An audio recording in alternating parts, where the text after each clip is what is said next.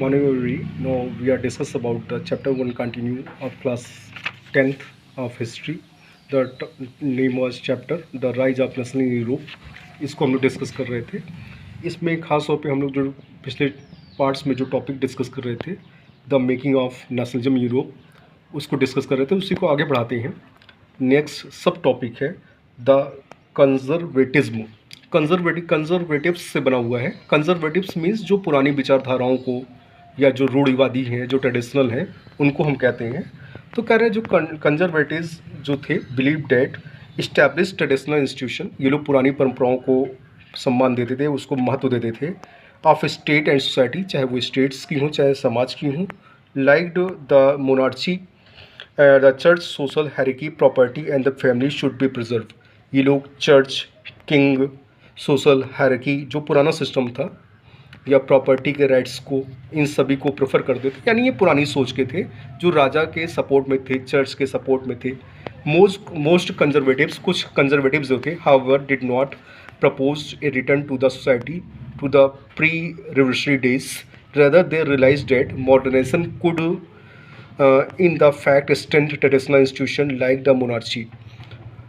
कुछ कंजर्वेटिव्स जो थे वो सोचते थे कि बीच का रास्ता हो, कंजर्वेटिव मोनार्क सिस्टम तो हो, लेकिन उस मोनार्क सिस्टम में जो नई नई थॉट्स है, नई आइडियाज़ हो, उसको मिला जुला करके राजा काम करे. मतलब ये थे तो पुराने विचारधारा के, लेकिन ये चाहते थे कि थोड़ा बहुत जो जनता की सोच या जो जनता के थॉट्स है उसको किंग मिल करके जुला करके, या उसको आप कह सकते हो सबमर्ज करके किंग को शासन करना चाहिए. एक्चुअली में ये किंग को सपोर्ट करते थे, ये चर्च को सपोर्ट करते थे.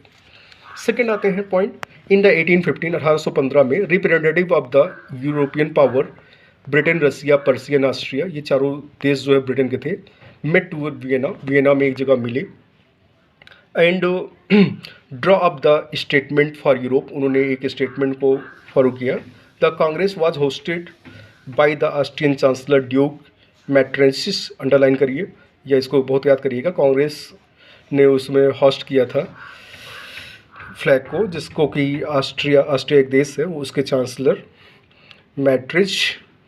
The delegates drew to the treaty of Vienna.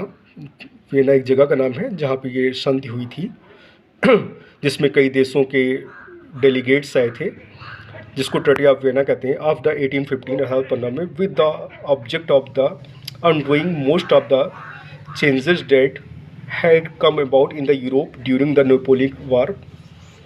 The main intention was to restore the monarchy that had been overthrown by the Napoleon and create to the new conservative order in Europe.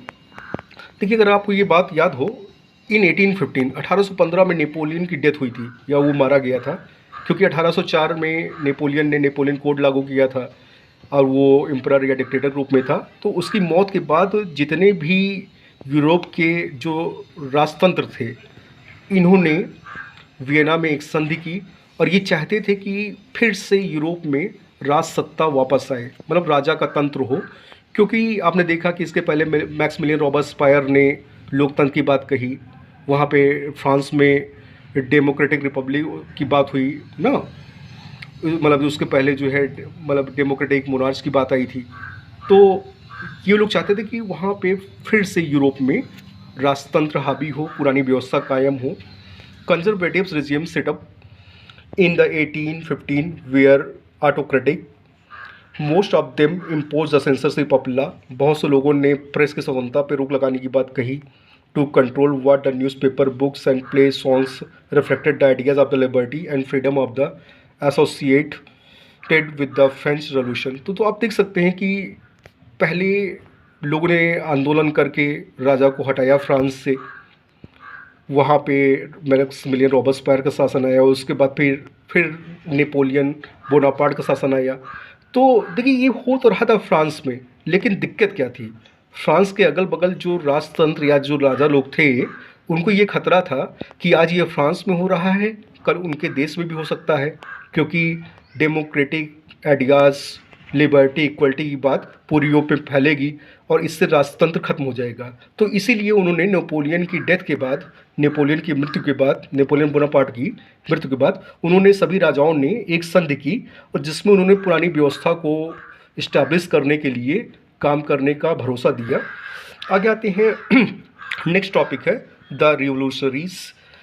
To be the revolutionaries at this time meant to the commitment of oppose the monarchical form that had been established after the Vienna Congress and fight for liberal and freedoms। जो revolutionary लोग थे, क्रांतिकारी लोग थे, जो कि नए व्यवस्था पर विश्वास करते थे, उन्होंने मोनार्चिकल सिस्टम के अगेंस्ट काम करना स्टार्ट किया। इसमें खास तौर पे द इटालियन रिवोल्यूशनरी, एक नाम आता है इटालियन इटली के एक क्रांतिकारी का जिसका नाम मैज़नी है, गुसेपी मैज़नी। मैज़नी बहुत इंपॉर्टेंट नाम है। Become a member of the secret society of the Carbonari. इसने यंग इटली यंग यूरोप नामक संस्था को ऑर्गेनाइज किया था और ये एक तरह से आप गुप्त रूप से काम करती, सीक्रेट मतलब जो एसोसिएशन था, young Italy and young Europe. He was sent to the exile. बाद में इसको देश निकाला मिल गया 1831 में for attempting the revolution in the Liguria. He founded two groups, अभी आप बताया गया, young Italy and young Europe, जिसको कि उसने जो है मर्साइल्स और बर्न में बनाया था। मैज़नी बिलीव डैट, मैज़नी का विश्वास था कि God had intended nation to be natural units mankind. भगवान ने राष्ट्र को बनाया मानवता के लिए। Following of his model secret society were set up in the Germany, France and Switzerland and Poland. उसकी जो सीक्रेट सोसाइटी थी young Italy and young Europe धीमे धीमे जर्मनी, फ्रांस, स्विट्जरलैंड और पोलैंड में हर जगह फैलती गई। Mazzini relentless opposition of the monarchy and his vision for democratic Republic frightened of the conservatives. Mazzini जो था उसका कहीं ना कहीं विचार जो था वो डेमोक्रेटिक रिपब्लिक की ओर था और उसने जो है कंजर्वेटिव्स का विरोध किया था। तो आप कह सकते हो कि मैज़नी ने अपने लेख के थ्रू या अपनी ऑर्गेनाइजेशन या अपने संगठन के थ्रू देश में एक तरह से इनोवेटिव आइडियाज़ या इनोवेटिव सोच को लागू किया था। और इसी के साथ अगला नया टॉपिक हम लोग लेते हैं। टॉपिक है the age of revolution. The age of revolution 1830 to the 1848, the revolutionaries were led by the liberals, nationalists belonging to the educated middle class elite, among whose professor, school teacher, clerk, and the members of the commercial middle classes। आप देख सकते हैं कि इस क्रांति में middle class का बहुत बड़ा योगदान था। खास तौर पे उसमें प्रोफेसर, स्कूल टीचर, क्लर्क, ये सभी लोग शामिल थे। The first revolt took place in France in July 1830। पहला आंदोलन जो था फ्रांस में जुलाई 1830 में हुआ था। द बोरबोन किंग, बोरबोन वंश जिससे लुइस 16 जिस राजा था उसी वंश के king who had been restored the power during the conservative reaction after the 1815 were now overthrown by the liberal revolutionary who instead the constitutional monarchy with the Louis Philippe at its head।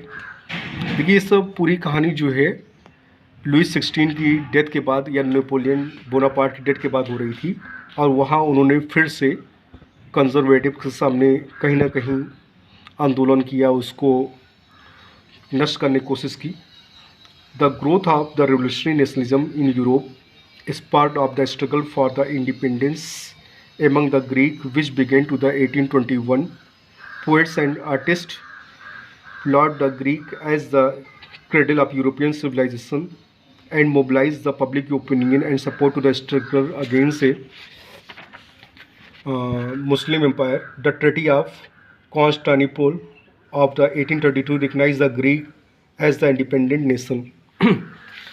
दूसरी बात यहाँ बता रहे हैं कि जो Europe में जो भी राइटर्स थे या फिलोसफर्स थे उन्होंने ग्रीक भाषा को अपना बेस बनाया और ग्रीक भाषा हम लोगों को अवेयर किया, जागरूक किया, क्योंकि ग्रीक जो थी वो उस मतलब समय में सबसे पुरानी भाषा थी और कहीं ना कहीं सभी भाषाओं का कनेक्शन जो था ग्रीक भाषाओं से था।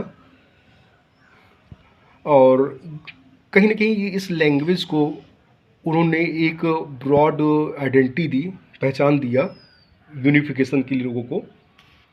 और नेक्स्ट जो है अब नेक्स्ट वीडियो में हम लोग देखेंगे। या ओके, तो you see wait for the next video.